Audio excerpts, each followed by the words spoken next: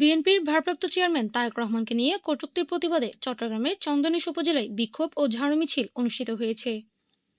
শনিবার বিকেলে উপজেলার বিভিন্ন সড়ক প্রদক্ষিণ করে এই কর্মসূচি পালন করে উপজেলা বিএনপি ও এর অঙ্গ ও সহযোগী সংগঠনের নেতাকর্মীরা।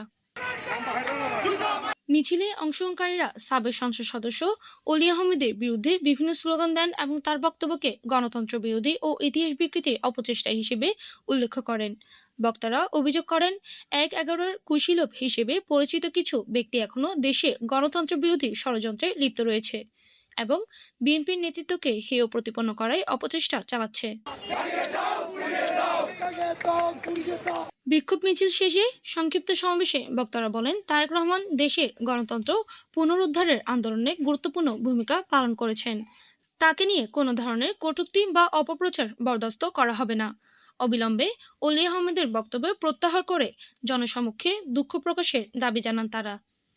সমাবেশে আরও বলা হয়, মুক্তিযুদ্ধের সঠিক ইতিহাস বিকৃতির যে কোনো অপচেষ্টা রুখে দিতে বিএনপি ও তার অঙ্গ সংগঠনসমূহ রাজপথে সক্রিয় থাকবে।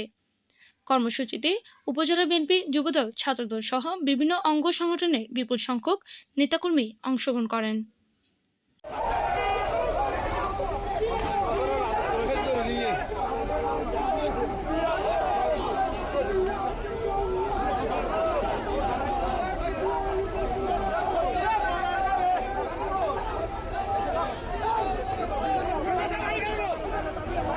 শাহনেওয়াজ চৌধুরী শাইনের পাঠাদত্ত ভিডিওচিত্রে PA ৭২ টিভি।